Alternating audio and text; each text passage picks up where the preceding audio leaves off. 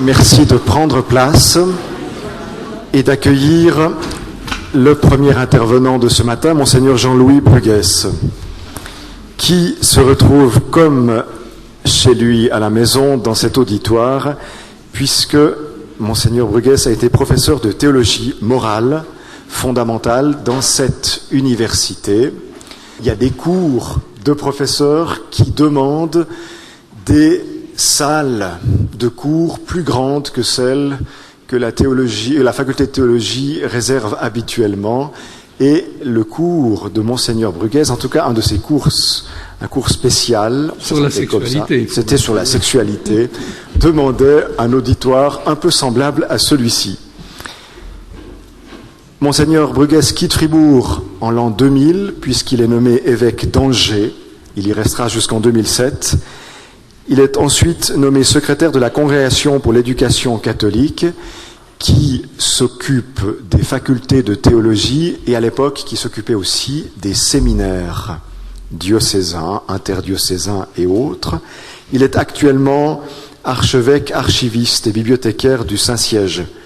Il est membre du Conseil pontifical pour la pastorale des migrants et consulteur auprès de la Congrégation pour les instituts de vie consacrée. Monseigneur, nous vous écoutons avec grande joie et nous aurons l'occasion de poser des questions et d'intervenir à la fin de votre exposé. Merci. Bonjour à tout le monde. Il existe, comme vous le savez, des décisions qui engagent toute une vie. Il en va ainsi du mariage jusqu'à la mort d'un époux. Ouais, j'ai toujours pensé que ça se poursuivait aussi après.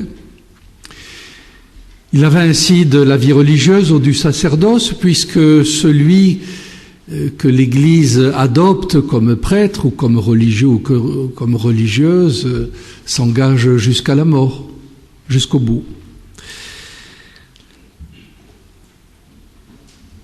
Comment tenir un engagement durable quand votre vie connaît des hauts et des bas, des variations? C'est la question à laquelle je vous invite à réfléchir ce matin et je me propose de le faire un peu sous la forme d'un témoignage suivant le genre que vous avez connu hier, vous parlant de ce que j'ai connu, de ce que j'ai vécu. Alors vous savez, il faut presque rien. Une lettre,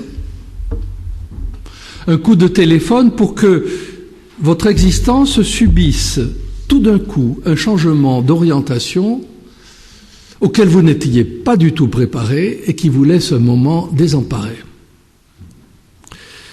Juillet 1986. J'enseigne la théologie morale à l'Institut catholique de Toulouse depuis une dizaine d'années. Ça me plaît beaucoup. Je dois dire que l'enseignement a été une passion dans ma vie. Et on venait de m'imposer une année sabbatique qui ne m'enchantait guère. En janvier, pour la traditionnelle galette des rois, l'archevêque de la ville avait réuni les professeurs, et au moment de prendre congé de lui, il me tire par la manche et me dit « Vous restez un moment », ce qui est toujours mauvais signe. Et il me dit « L'Église se rend compte de l'enjeu considérable de ce qu'on commençait à appeler la bioéthique à l'époque, et donc on a pensé que un théologien, des théologiens devaient s'investir dans cette matière. » Alors je lui dis « Mais vous savez, je n'ai aucun goût pour ça. » Réponse, vous avez bien appris que dans l'Église, on ne faisait pas toujours ce qui nous plaisait. Question, mais je n'ai aucune compétence dans ce domaine. Réponse, les compétences, ça s'acquiert. Question, mais je n'ai pas le temps d'accueillir ces compétences. Ben, le temps, on vous le donnera. Et c'est ainsi que je m'apprêtais à m'embarquer pour la Californie, sous d'autres cieux donc, où ces questions de bioéthique étaient déjà débattues depuis quelque temps. Par manière de parenthèse, je dirais que cet apprentissage devait durer un certain nombre d'années jusqu'à me conduire en 1998 au Conseil consultatif national d'éthique où me nomma le président de la République française.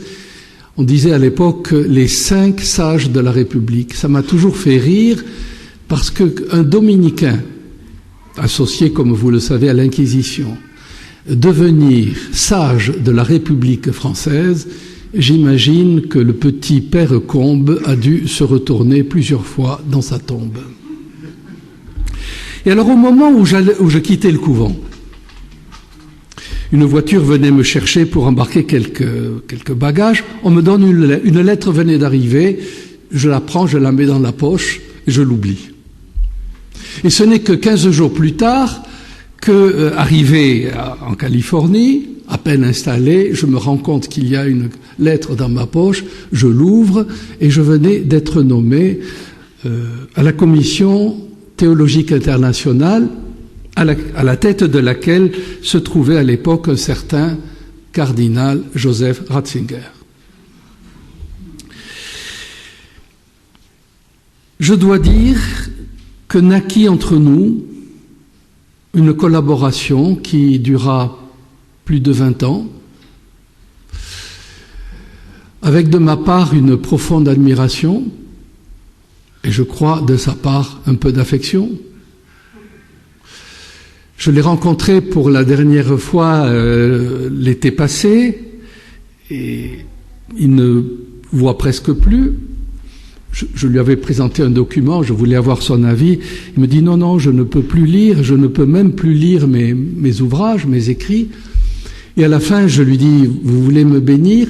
Elle me dit non, vous, je vous bénis pas, je vous embrasse.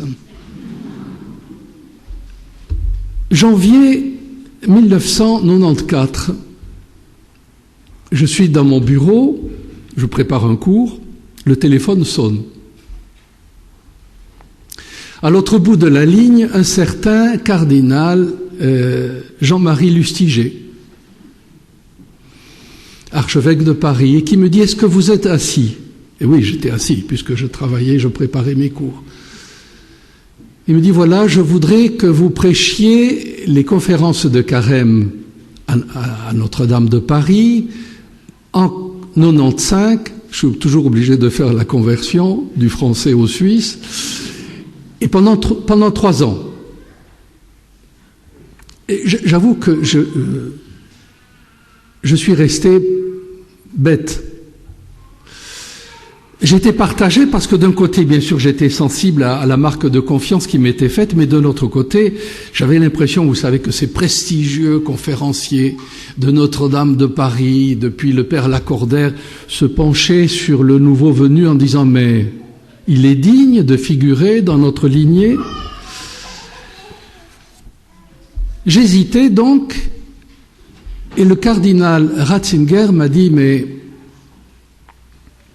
il y a 2 ans ou 3 ans, vous avez reçu la responsabilité de rédiger la 3e partie du catéchisme de l'Église catholique, la partie morale. Mais voilà une occasion de faire reconnaître, et sous un angle nouveau, de manière plus suggestive, cette morale catholique que je définissais, et ça reste toujours vrai dans mon esprit, que je définissais comme un art de vivre. Voilà. L'art de vivre en chrétien. Donc j'ai accepté. Travail énorme. 1 an de conférence, ça représente une thèse chaque année, me disait le père Brault, l'un de mes prédécesseurs. Un peu plus tard, février 2000, je suis à Fribourg. Je vous dis simplement que j'ai été particulièrement heureux en Suisse. Je ne suis resté que 2 ans et demi, et j'ai souvent pensé que celui qui ne connaissait pas la Suisse ne savait pas ce qu'était la douceur de vivre. C'est un dimanche, il fait très beau, moi je reste travailler à l'Albertinum, à 2 pas d'ici.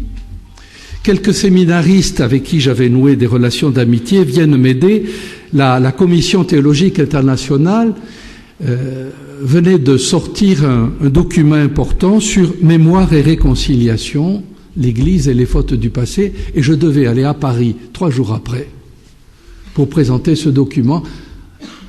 On passe toute la journée du dimanche à traduire. Le soir, je souffle un peu, il me restait à corriger la conclusion, et le téléphone sonne. Cette fois-ci, c'est le cardinal Moreira Neves, qui était préfet de la congrégation des évêques. Il avait étudié dans ma province, et,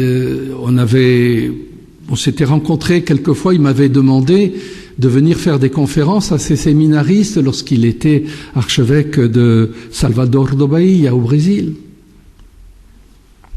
Et il me dit, je vais prendre quelques jours de vacances, tu veux pas venir avec moi? Ben, c'était le moment, tiens. Je devais présenter ce document, et puis c'était la mi-semestre, le moment des examens. Enfin, en Suisse, c'est sérieux, les examens. Donc, je ne me voyais pas dire, écoutez, je vais prendre quelques jours de vacances, et je lui réponds vigoureusement non. Il n'insiste pas, il raccroche. Et 10 minutes plus tard, le téléphone sonne à nouveau, la même voix, et là, j'ai comme un coup au cœur. Avant qu'il n'ouvre la bouche, je savais ce qu'il allait me dire. Et en effet, il me dit, le Saint-Père veut te nommer évêque dans un diocèse que je ne peux pas nommer au téléphone. Sache seulement qu'il y a une université catholique. Alors il y en a que 5 en France. C'était pas très difficile de déduire qu'il s'agissait d'Angers. Ma première réaction a été d'ouvrir un atlas de la France, car je ne connaissais rien de ce diocèse. Je crois l'avoir traversé 35 ans auparavant avec mes parents. J'étais adolescent alors que nous allions passer nos vacances en Bretagne. 8 ans à Angers, j'organise, un peu pressé par mes collaborateurs, un synode, et pendant 2 ans, ce diocèse actif travaille, des équipes partout. 2 ans de travail intensif. Nous nous réunissons, je récolte une belle moisson de propositions, j'en tire une charte, je viens de la signer, nous sommes le 1er novembre, 2 ans de travail, je pars à la conférence de Lourdes, la conférence des évêques, ils se réunissent à Lourdes au début novembre, et je pars tranquille. Le premier soir, je remonte chez les dominicaines qui me recevaient habituellement, et une sœur me dit, vous savez, le téléphone a sonné sans arrêt. Je dis, ils rappelleront. Je m'installe pour manger, et en effet, le téléphone sonne. C'était le nonce qui commence sur le ton de l'exaspération. Mais enfin, où étiez-vous? Ça fait 2 heures que je vous cherche. Et je dis, excusez-moi, mais je revenais de la grotte où j'étais resté un moment, et je viens à peine de rentrer à la maison. Alors, il n'écoute pas ce que je dis, bien sûr, et il me dit, le Saint-Père vient de vous nommer secrétaire de la congrégation pour l'enseignement catholique. Ayant été à Rome à plusieurs reprises, je lui dis oui, on dit le Saint-Père, mais en réalité, c'est pas lui qui prend la décision, ce sont ses services qui... Non. Dans votre cas, le pape est intervenu personnellement et vous demande de prendre ce poste. Et c'est ainsi que je suis conduit à travailler au Vatican. Alors, sans vouloir m'y étendre, je me trouvais devant des changements considérables. J'étais entré dans l'ordre des dominicains pour mener la vie commune avec des frères, et je me retrouvais seul dans un appartement de fonction. J'ai toujours aimé la liturgie, et je suis heureux d'appartenir à une province qui apporte un soin particulier à sa célébration. Or voilà que désormais, je ne récite l'office ou je ne célèbre la messe que seul. La curie n'est pas une communauté. Et donc, voilà. Après avoir répondu à un appel de mener la vie commune, je me retrouve seul.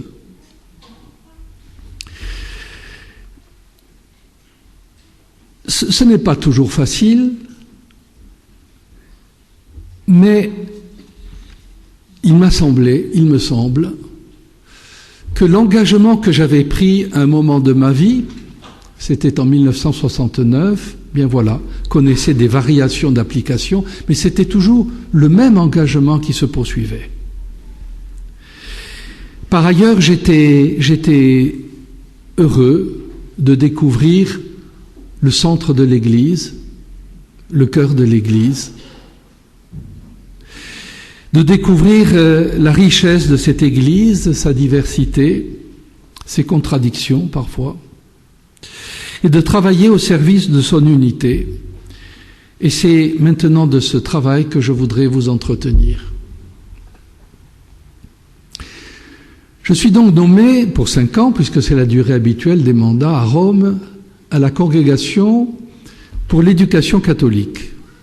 À l'époque, il y a eu une réforme depuis, elle regroupait 3 grands services, les universités catholiques, les séminaires et les écoles catholiques. Évidemment, cette responsabilité ne s'exerçait pas de la même manière selon les domaines. Pour les universités catholiques, nous avions le droit d'intervenir, le droit et le devoir d'intervenir directement, par exemple pour l'approbation des programmes ou pour la nomination des enseignants. Pour les séminaires, encore plus. Nous étions responsables de la bonne marche, ce qui supposait que nous fissions des visites régulières. Mais pour les écoles catholiques, jamais. Jamais. Rome n'a jamais le droit d'intervenir directement dans une école catholique. Il faut toujours passer par l'autorité immédiatement responsable, ou l'évêque, si c'est une école diocésaine, ou la congrégation religieuse, si cette école a été créée par une congrégation religieuse. 5 ans. Ces 5 ans m'ont donné une vision élargie. Je crois pouvoir dire que l'Église catholique peut être fière de son enseignement supérieur. D'abord en raison du nombre. Quand je suis invité à faire des conférences, je demande quelquefois à l'assistance, savez-vous combien d'universités catholiques il y a dans le monde? Alors, on n'a pas le temps de faire un échange. Il y en a 1300. 1300 universités catholiques. À ce chiffre, on peut ajouter 300 universités ou facultés canoniques, donc 1700 au total. Évidemment, certaines sont petites, d'autres sont très grandes. La plus grande université catholique se trouve aujourd'hui au Brésil, Belo Horizonte, et vous avez 58 000 étudiants. Par rapport, je crois Fribourg, c'est 10 000, non, à peu près, vous voyez, une dizaine, vous voyez à peu près la comparaison. Ces universités, ils s'en créent chaque année. Les secteurs les plus dynamiques se trouvent en Amérique latine, en Afrique et en Inde. Les écoles catholiques, 250 000 écoles catholiques, ce qui représente 51-52 millions de jeunes. Ce qui nous permet de dire que l'Église catholique est devenue l'une des principales puissances, mettez des guillemets si vous voulez, puissance éducative du monde entier. Je disais qu'on pouvait être fier de cet enseignement. Bien sûr, il y a des choses qui ne marchent pas très bien. Il y a eu des scandales, bien entretenus d'ailleurs, bien mis en valeur par ceux qui voudraient que cet enseignement catholique soit réduit. Mais soyons fiers de la qualité. Un exemple. La première fois, c'était en 2009. Je vais au Chili. Le ministre de l'Éducation, socialiste, une femme, me reçoit et me dit ceci. Quand je veux faire une réforme de l'éducation, je commence par consulter les universités catholiques. Alors, pour moi, français, c'était inimaginable. Pourquoi? Parce que la qualité de ces établissements est nettement supérieure aux établissements publics. Et en 2014 est sorti, comme chaque année d'ailleurs, un classement, vous savez, des universités, le ranking, et l'université pontificale de Santiago du Chili était considérée comme l'une des 200 meilleures au monde, sur 2500, et la meilleure du continent latino-américain.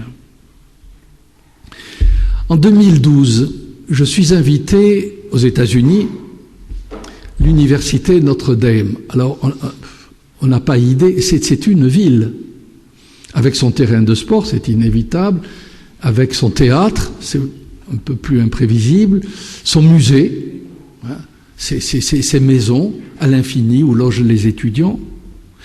Une ville.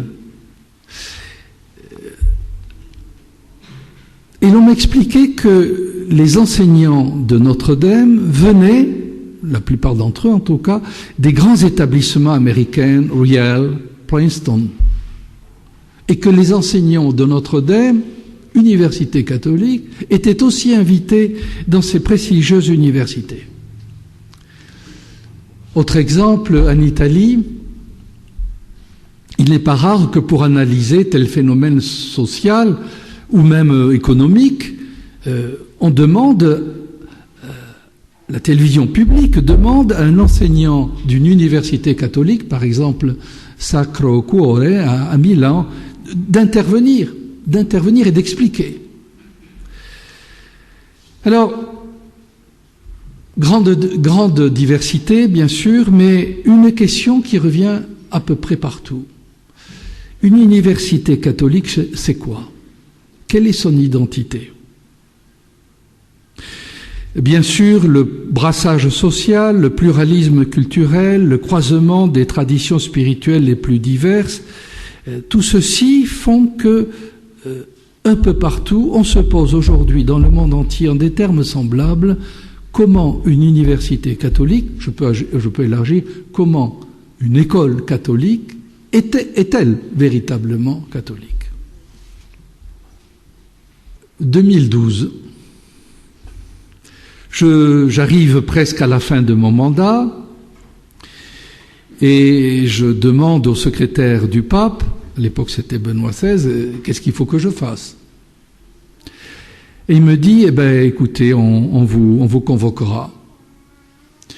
De fait, je suis convoqué en avril.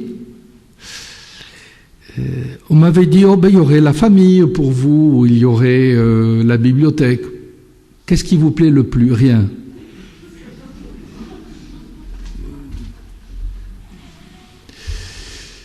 Le pape me reçoit et il me dit, voilà, je vais vous nommer où j'aurais voulu être nommé moi-même.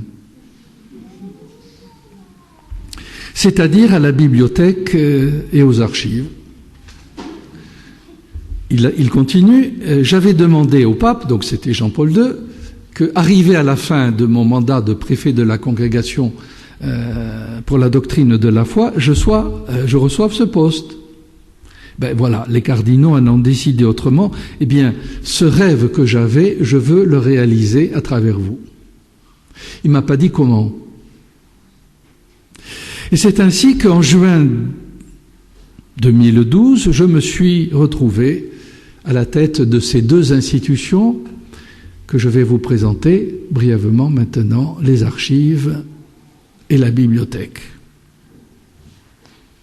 Le secrétaire d'État de l'époque me dit, mais vous savez, il existe un lien entre vos deux activités. Au fond, j'avais l'impression de passer du ministère du futur, ou de l'avenir, puisqu'il s'agissait des jeunes, au ministère de la mémoire. Je ne dis pas du passé, mais de la mémoire. Et le secrétaire d'État me dit, mais entre le futur et la mémoire, il y a un lien.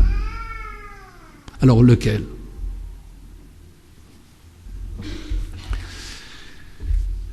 Deux institutions, par conséquent, mais qui ont une origine commune. Et l'origine commune, c'est le souci que les communautés chrétiennes, dès le début, dès la première génération chrétienne, ont eu d'écrire ce qu'elles vivaient. Afin que, ben voilà, leur témoignage passe aux générations suivantes. Les papes donc ont pris l'habitude de garder dans un coffre d'abord, puis dans un meuble qu'on appelle en latin scrinium, ce que vit l'Église de son époque. Alors on y trouve les récits des martyrs, des codes liturgiques, les mémoires des consécrations épiscopales, les donations faites à l'Église, et de manière très significative, chaque fois qu'il y a une persécution qui est déclenchée, elle touche les personnes, mais elle touche tout autant les écrits. Et l'administration publique décide de brûler ces écrits. Alors voyez, on devine que l'écrit, le récit de la vie, c'est en réalité le cœur de la communauté. Et que quand on veut toucher une communauté, on touche ces personnes, bien sûr, mais on touche ces écrits. Après la fin des persécutions, le rôle du pape s'élargit, il devient même un chef d'État, le chef des États pontificaux, et au fur et à mesure que s'agrandissent, s'élargissent ses responsabilités politiques comme chef d'État et surtout de pasteur de l'Église universelle, eh bien les archives s'enrichissent à leur tour. Et il faut attendre le début du XVIIe siècle, le pape Paul V, pour que ces diverses archives répandues un peu partout à Rome soient regroupées dans un endroit qu'on appelle Archives secrètes du Vatican. Ah, secrètes. Voilà une appellation qui fait fantasmer les romanciers et ceux qui ont la sottise de les lire. Dan Brown a gagné un fric fou en parlant d'une institution dans laquelle il n'avait jamais mis les pieds. J'ai toujours admiré ce prodige.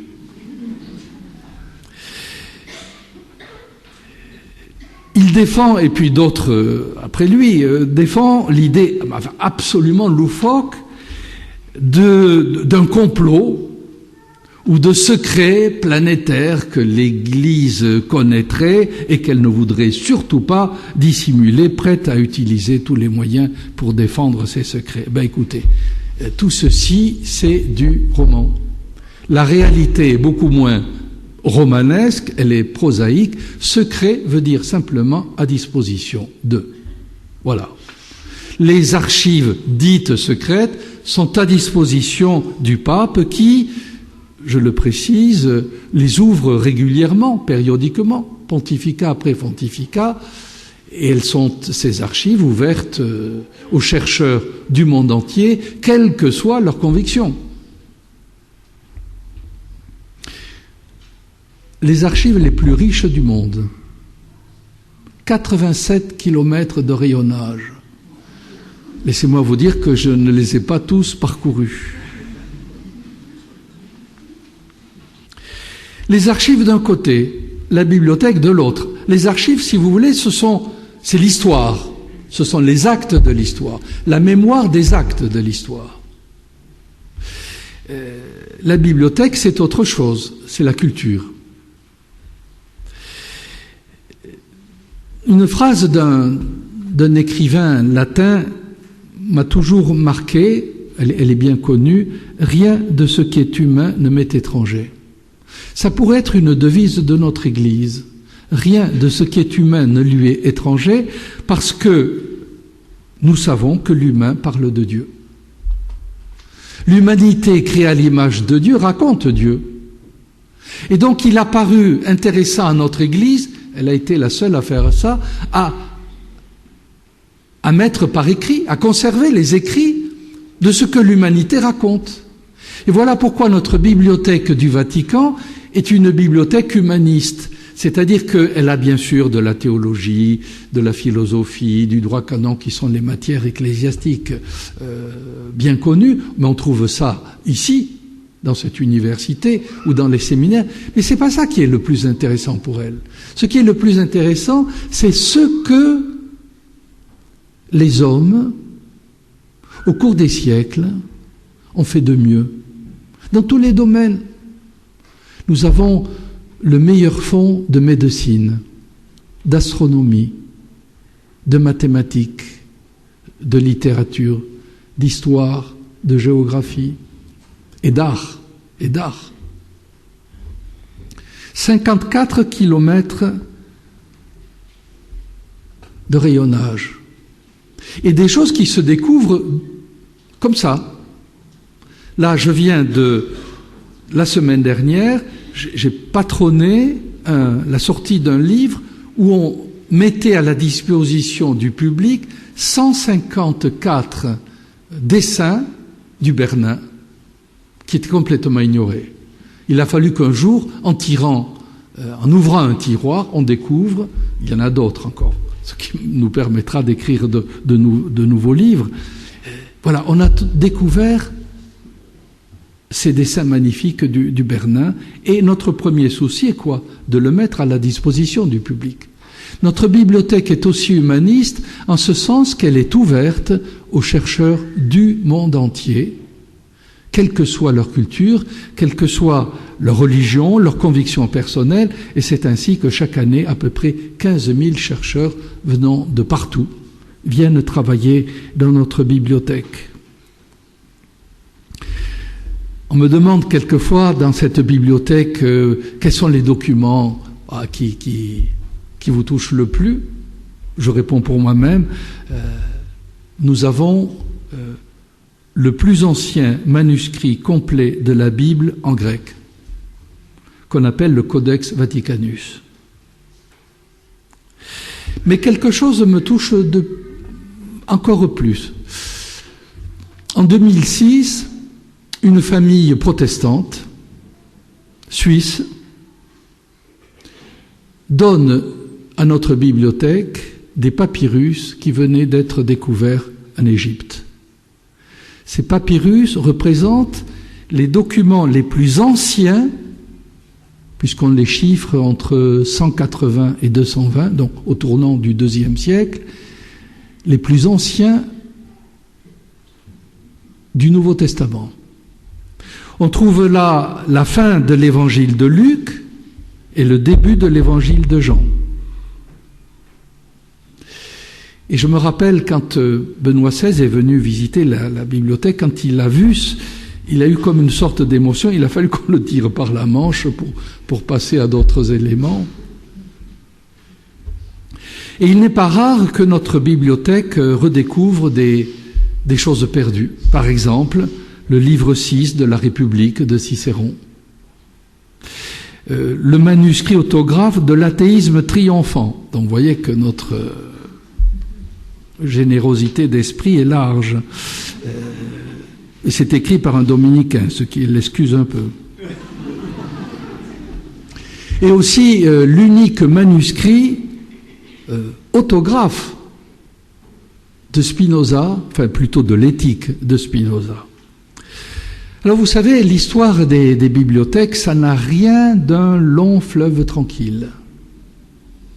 Comme je le disais au début de l'histoire du christianisme, lorsque on veut toucher l'âme d'un peuple, on touche ses écrits d'abord. Lorsque Hitler arrive à Belgrade, que fait-il en premier lieu? Il fait brûler la bibliothèque. 7 jours, 7 nuits de feu. Et récemment, j'ai été invité par le gouvernement de la culture dont dépend cette bibliothèque, et voilà que une bibliothèque d'un pays orthodoxe qui avait perdu sa mémoire se tourne vers nous et nous demande de reconstituer le puzzle de sa mémoire. Que les églises orthodoxes viennent demander à l'Église de Rome de reconstituer leur mémoire représente un chapitre inédit, mais pour moi prestigieux, de l'écuménisme.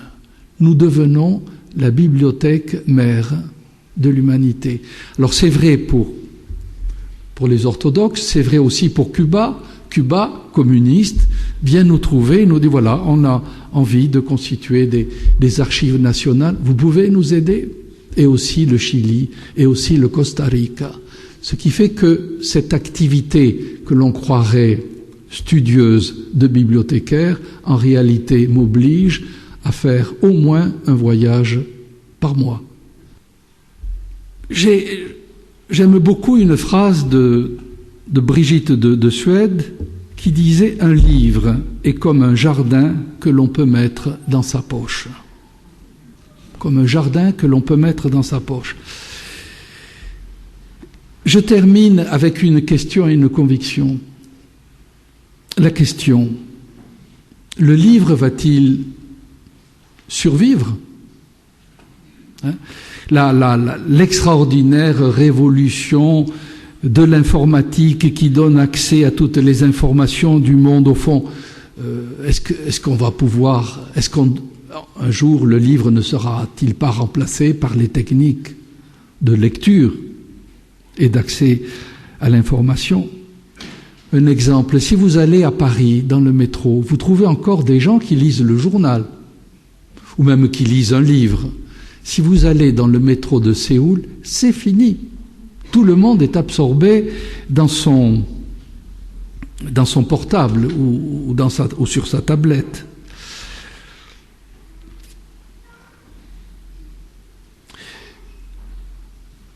Je crois, c'est ma conviction, un livre, c'est d'abord un ami. C'est un ami jusque dans son corps, dans son odeur, dans sa texture, dans sa forme, dans sa patine, dans la place qu'il va occuper dans votre bibliothèque. Et l'écrivain catalan, je n'ose pas dire espagnol parce qu'on ne sait jamais maintenant les évolutions politiques, dit dans un roman prestigieux, il dit ceci: chaque livre, chaque volume que tu vois a une âme. L'âme de celui qui l'a écrit, mais aussi l'âme de celui qui le lit, de celui qui a vécu avec lui, de celui qui a rêvé avec lui. Chaque fois qu'un livre change de main, que quelqu'un promène son regard sur ses pages, son esprit grandit et devient plus fort. La conviction, et je termine là-dessus, celui qui a perdu sa mémoire a perdu son identité. Ma mère a 93 ans, je vais lui rendre visite chaque fois que je peux. Et voilà, je me trouve au milieu de personnes qui ont perdu la mémoire et qui ne savent plus ce qu'elles sont et qui n'ont plus d'avenir. Et ce qui est vrai pour l'individu est vrai aussi pour une société. Une société qui perd sa mémoire est une société qui se condamne à disparaître. En ce sens, la crise de 68 peut être interprétée comme une crise de la mémoire. Pour la première fois dans l'histoire moderne, en tout cas, une génération a décidé de ne pas transmettre. Lucidement, volontairement. Or, celui qui oublie son passé est condamné à le répéter.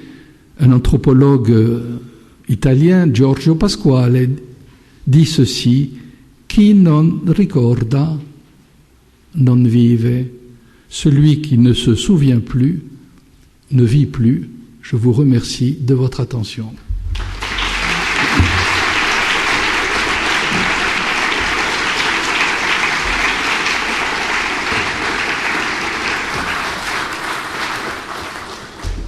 Merci, cher Monseigneur. Vous nous avez montré très concrètement comment vous êtes resté fidèle à votre engagement dans les changements, dans des variations d'application. J'ai essayé. Hein. Et puis vous nous avez parlé de vos beaux ministères, le ministère du futur et le ministère de la mémoire. Sans doute que vos propos ont éveillé quelques questions dans l'auditoire.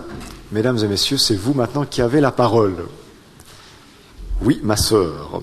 Vous parlez justement de la destruction des écrits pour faire oublier une civilisation.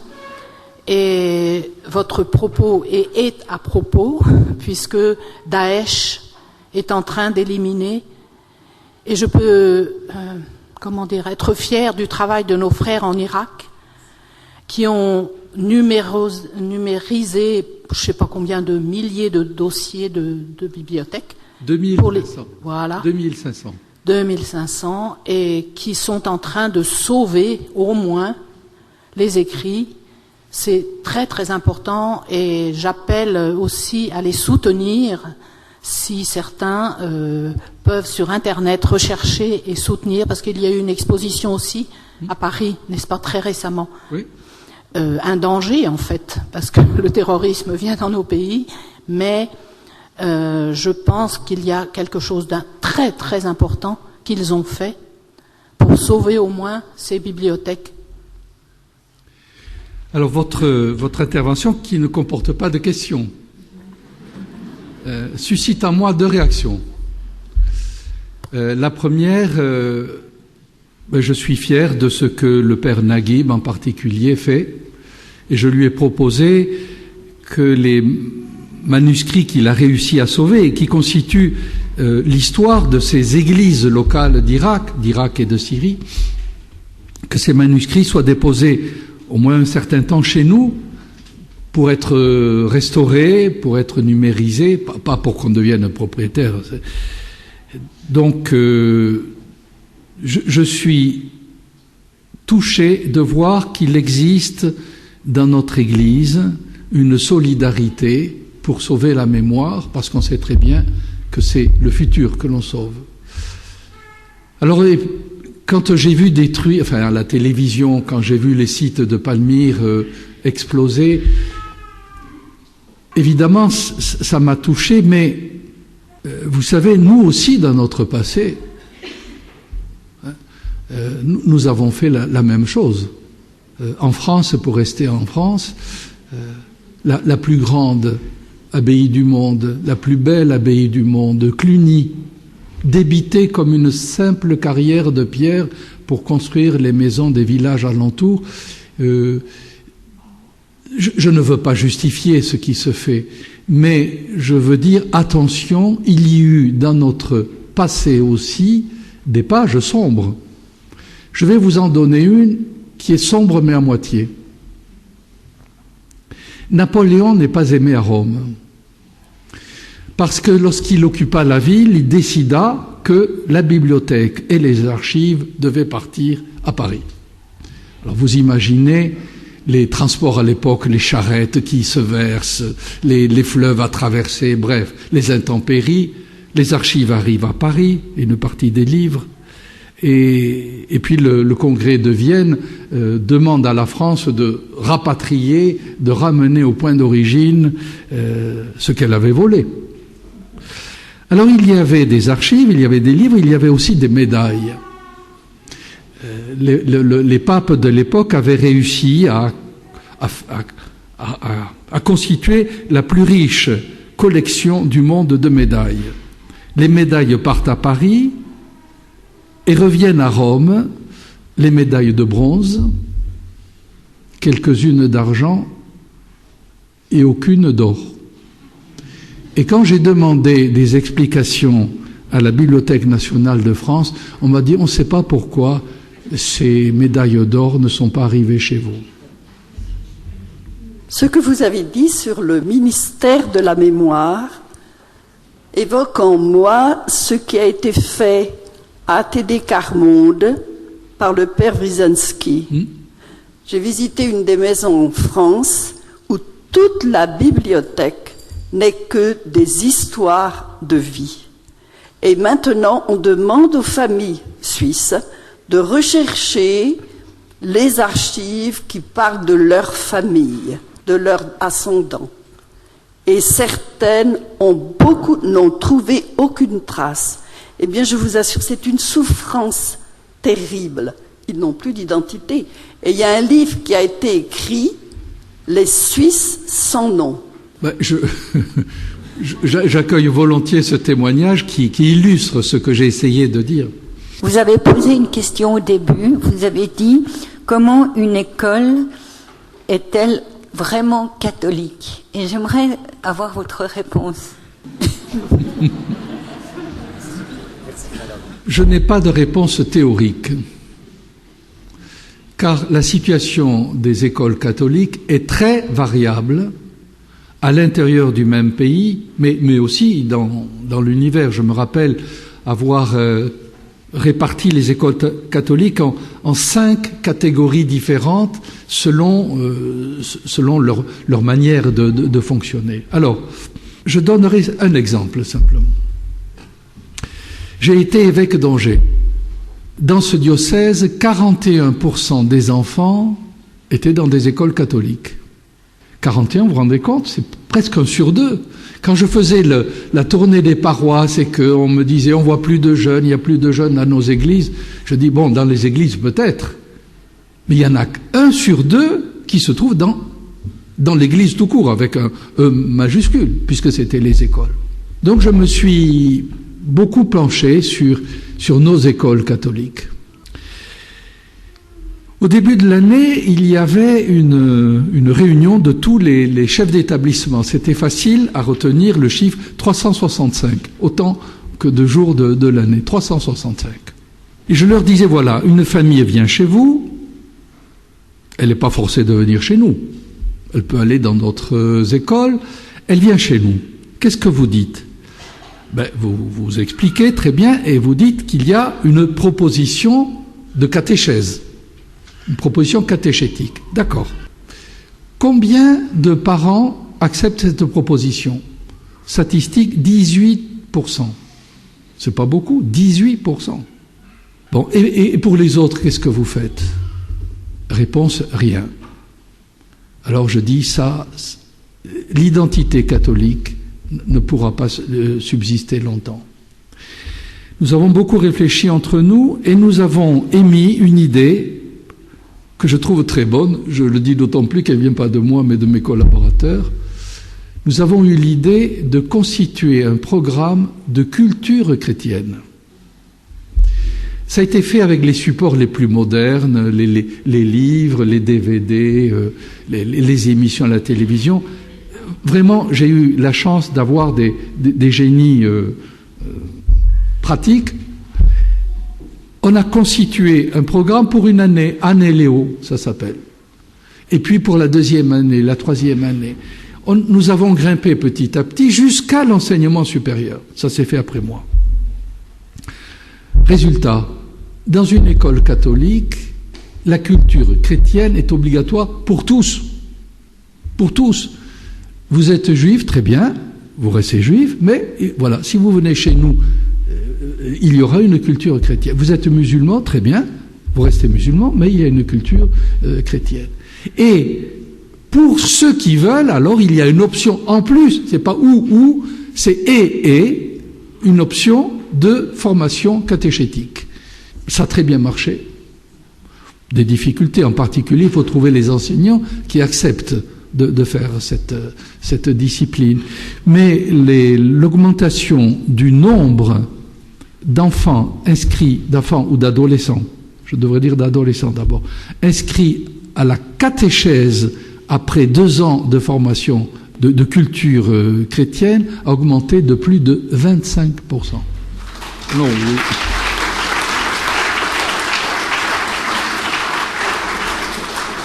Merci, Monseigneur. Il y a un lieu en Suisse romande, lorsqu'on passe à ce lieu, on pense à vous. En tout cas, moi, je pense à vous. Et vous allez l'expliquer, parce que tout cet auditoire va désormais penser à vous aussi lorsqu'il passera à ce lieu. Je suis sûr que la plupart d'entre nous passons régulièrement dans ce lieu. Vous voulez bien nous expliquer la croix pectorale que vous portez? Quand j'ai été, je l'ai dit, quand j'ai été nommé évêque, je me trouvais en Suisse. Pardonnez-moi de me répéter, mais ces 3 petites années passées en Suisse ont été très, très heureuses et je voulais donc garder un souvenir concret. Il m'arrivait souvent, invité par les séminaristes qui voulaient qu'on aille ou marcher, ou boire, ou manger au bord du lac Léman, de passer devant une croix qui se trouve, quand on part d'ici, c'est sur la droite, si j'ai bonne mémoire, et une croix qui est sur l'autoroute, à peu près en mi-chemin. Enfin, ça marque le début du canton, hein, je crois, c'est ça.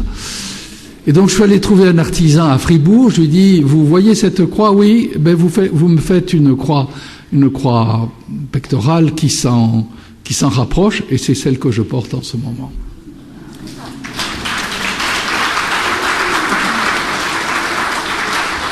Chaque fois que nous passerons sur l'autoroute A12, l'autoroute Fribourg-Vevey, eh bien, nous nous signons en passant devant cette croix, en posant un acte de foi, un acte de charité, et disant une petite prière pour Monseigneur Bruguès. Merci beaucoup, Monseigneur. Nous vous retrouvons à l'Eucharistie cet après-midi.